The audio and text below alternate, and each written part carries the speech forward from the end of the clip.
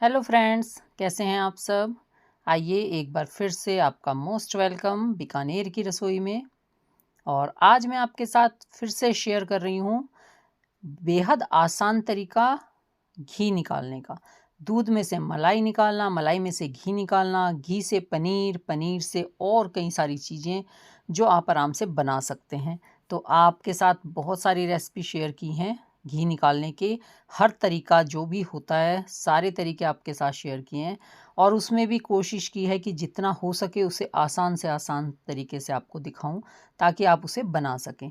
और कोई भी ऐसा है मुश्किल तरीका, मैंने आपको वो भी बताया है, वो भी दिखाया है।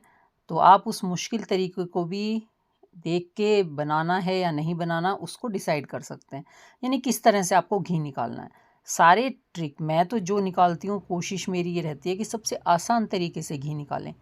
और हर कोई यही सोचता है कि जितना इजी तरीका हमें मिल सके वो सबसे बेस्ट है।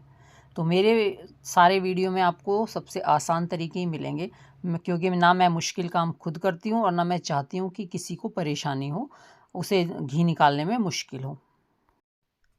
ज़्यादातर आपने सुना होगा या आपने देखा होगा कि बोलते हैं घी निकालना बहुत मुश्किल टास्क है, पर मुझे लगता है कि सबसे आसान काम है। इसमें घी निकालने में तो बिल्कुल ही दिक्कत नहीं होती, लेकिन जब हम लोग आपको दिखाते हैं तो इतने मुश्किल मुश्किल तरीके बना के बताएंगे, शायद व्यू के चक्कर में आपको पता नहीं कहाँ कहाँ घुमा घुमा के क्या क्या दिखा देते हैं।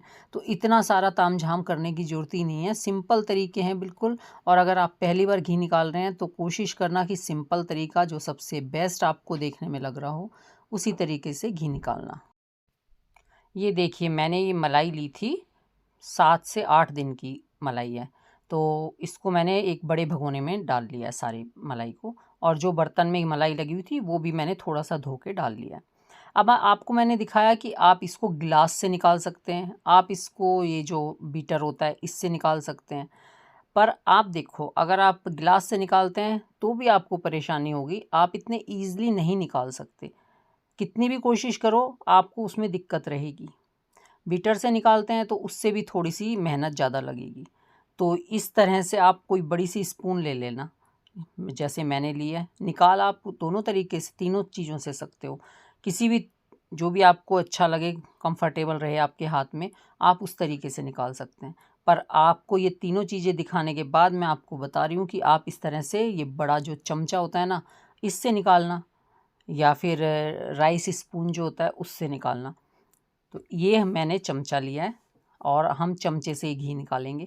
तो यहाँ मलाई पूरी बड़े भगोने में डाल लेनी है ताकि आराम से निकल सके। हमें इसको कई देर घुमाना पड़ेगा, करीब इसको घुमाते हुए 10 मिनट तो लगती ही लगती हैं।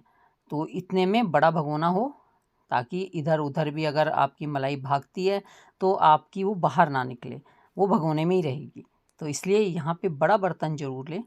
और अब देखिए, आप इसको घुमाते घुमाते, सिंपल है, बस आपको थोड़ी देर घुमाते रहना है। और यहाँ सिंपल इसलिए है क्योंकि इन दिनों है गर्मियाँ, और गर्मियों में फ्रिज में रखा रहना चाहिए मलाई को। और जैसे ही आप फ्रिज में से निकालें मलाई, बड़े भगोने में शिफ्ट करें और आप शुरू हो जाओ मक्खन निकालना।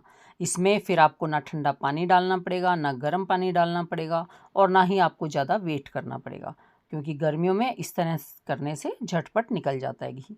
तो 5 से 10 मिनट आपको इसको घुमाते रहना है और आपका देखिए इस तरह से मक्खन निकल आएगा। तो गर्मियों में फ्रिज में से निकालते यूज़ करो। फ्रीज़र में रखा हो तो फिर कुछ देर आप उसे फ्रिज में रख देना। और हाँ, ये चीज़ तो मैंने नोट की है कि गाय का जो मलाई होती है वो अगर हम 10 दिन फ्रिज में रख देते हैं ना तो उसमें से एक कड़वापन आने लगता है।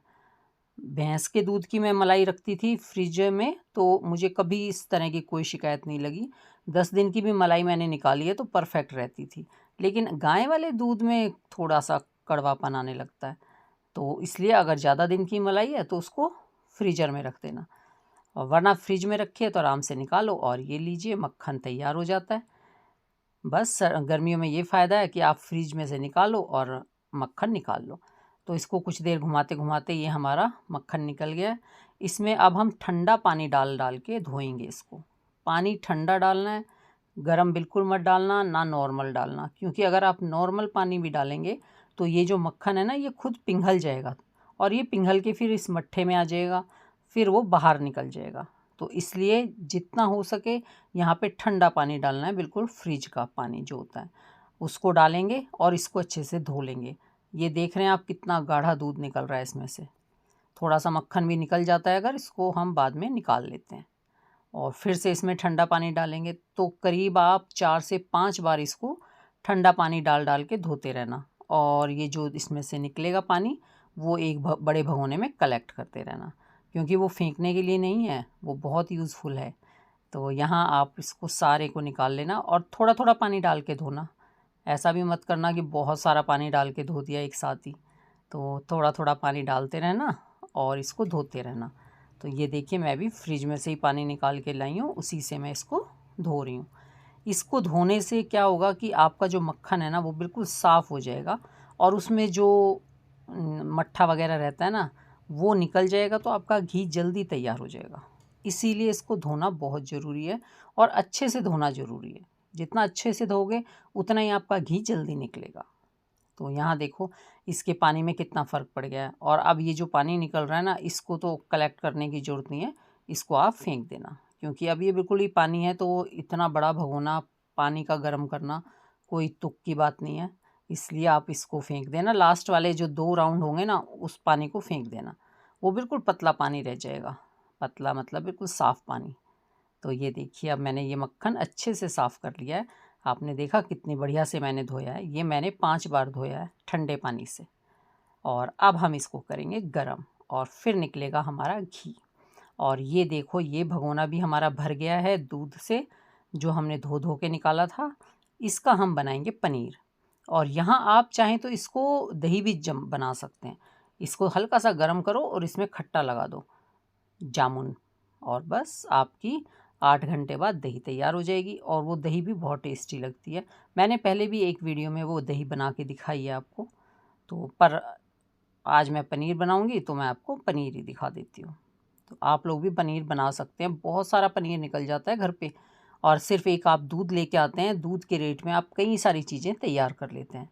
और अब इसको मैंने लगातार बिल्कुल सिम आँच पे इसको थोड़ा सा मीडियम कर लेना और वरना सिम रखना।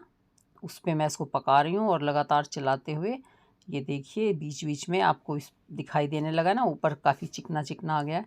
और अब ये देखो घी भी निकल गया है।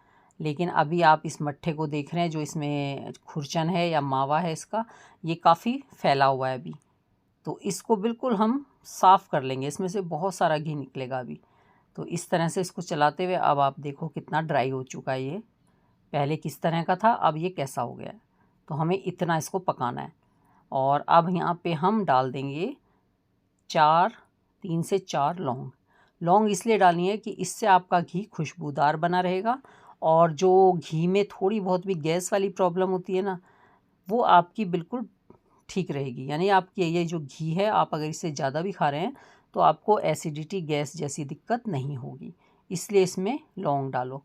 खाना खाने के बाद बोलते हैं जो आयुर्वेदिक डॉक्टर होते हैं कि लौंग चूसो, तो वो एक लौंग मुंह में रख के चूसने के लिए बोलते हैं। तो आप उसको घी में डाल लो और फिर आपका घी भी बिल्कुल बढ़िया वाला बन जाएगा, आयुर्वेदिक घी तैयार हो जाएगा आपका। और ये तो घी निकल चुका है, अब उसकी तो मैंने गैस भी बंद कर दी थी। और यहाँ देखिए आप, ये है टाटरी यानी नींबू का सत। इसको मैंने पानी में घोल लिया था और ये जो दूध था ना गर्म किया था, इसमें थोड़ा थोड़ा मैं डालती जा रही थी। और अब आपको इसको देख के भी पता चल रहा है कि ये ऊपर थोड़ा थोड़ा फटने लगा है। तो थोड़ा थोड़ा डालना है और इसको घुमाना है। तो यहाँ पे थोड़ा थोड़ा डालती गई और इसको चलाते गई। और यहाँ आपको देख के पता चल रहा है कि ये फट गया है। ये देखिए सारा फट जाता है अच्छे से, बहुत ज़्यादा अच्छा सॉफ्ट पनीर तैयार होता है।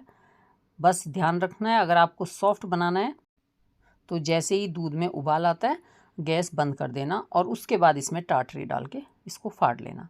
और अगर आपको इसको और ज़्यादा सॉफ्ट यानी जैसे चीज़ वाला बनाते हैं, चीज़ या मोज़रेला चीज़ की तरह बनाना है, तो आप फिर ज़्यादा गर्म होने ही मत देना, उससे पहले ही बंद कर देना।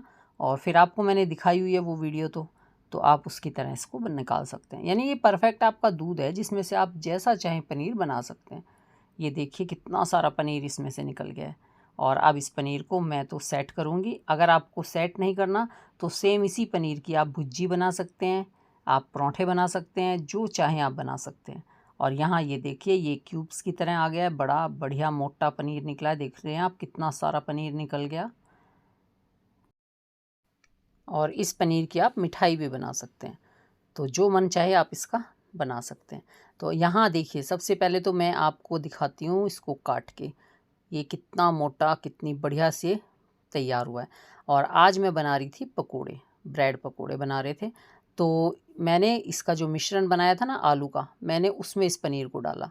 तो इसको अच्छे से इस तरह से तोड़ के या कद्दूकस करके आप जैसे चाहें डाल सकते हैं, या फिर इसकी स्लाइस से डाल सकते हैं। तो मैंने इसको थोड़ा सा मसल लिया था और इसको आलू वाले मिश्रण में मैं अच्छे से मिक्स कर लूँगी। और चाहें तो खाली पनीर के भी बना सकते थे, लेकिन उस वक्त तक मुझे पनीर बनाने का नहीं था। मैंने आलू के इसकी तैयारी कर रही थी, तो आलू उबाल चुकी थी मैं, फिर मैंने इसके बीच में ही डाल दिया है वो पनीर। और अब इसको फिल करके हम अच्छे से और इसके बनाएंगे ब्रेड पकोड़े, ब्रेड का एक नया नाश्ता। और ये वाले जो बनाए थे ना इस तरह से पनीर की फिलिंग के साथ, बहुत ज़्यादा टेस्टी लगे थे। यानी आलू की फिलिंग तो हम सब करते ही हैं, अब ये पनीर वाली फिलिंग भी करना, ये भी बहुत अच्छी लगी थी। और इसके ऊपर सॉस चटनी जो भी चाहें लगा सकते हैं। तो यहाँ पे मैंने एक स्लाइस पे लगा लिया मीठी चटनी। और ये पनीर वाले जो ब्रेड पकोड़े बने हैं ना, बहुत ही बढ़िया बने थे। तो आप इसको पनीर को इस तरह भी इस्तेमाल कर सकते हैं, और या आप खाली प्लेन पनीर की भी बना सकते हैं। तो 2-4 मैंने खाली पनीर की लंबी लंबी स्लाइसें काटी थी और उसको बेसन में डाल के फ्राई कर लिया था, वो भी बहुत ज़्यादा अच्छे लगे थे। तो पनीर की तो बहुत सारी रेसिपी हैं, और क्योंकि ये पनीर बिल्कुल परफेक्ट बनता है, इसमें ना कड़वाहट है ना इसका टेस्ट ख़राब है, और बिल्कुल सॉफ्ट और बढ़िया फर्स्ट क्लास पनीर आपका तैयार हुआ है। तो इससे आप जो चाहें वो कर सकते हैं। तो यहाँ तो एक साथ साथ आपको मैंने ब्रेड पकोड़े की भी रेसिपी शेयर कर दी। तो ये मैंने जो इसी पनीर से के साथ तैयार किया था वो आपको दिखा दिया है। और ये इसमें मैंने थोड़ा सा मीठा सोडा डाला है जिससे ये अच्छे से फूलेगा। और ये देखिए कितने बढ़िया हमारे ब्रेड पनीर के पकोड़े बन गए हैं। इसको भी आप खा के देखिए बना के। और ये पनीर इतना सारा बना कि मैंने आप देखो पकोड़े भी बनाए, इसके साथ साथ मैंने खाली पनीर वाले पकोड़े भी बनाए, और उसके बाद भी ये इतना सारा बचा हुआ था कि नेक्स्ट डे मैंने इसकी सब्जी भी बनाई। तो इस तरह से आप एक दूध लेके आओगे और एक दूध से आप इतनी सारी चीज़ें बना सकते हो। लेकिन बस आपको घी निकालने का परफेक्ट तरीका आना चाहिए। आप परफेक्ट तरीके से घी निकालना, जिससे कि आपको ये काम भारी नहीं लगेगा और आप ये काम आसानी से कर सकेंगे। यानी आसानी से घी निकाल सकेंगे, आराम से पनीर निकाल सकेंगे, और घी को भी आयुर्वेदिक बना सकेंगे। तो ये भी ध्यान रखें। और गाय का घी निकल रहा है आजकल हमारे, क्योंकि हम गाय का दूध लेने लगे, तो थोड़ा बोलते हैं गाय का दूध गाय का घी हेल्दी होता है।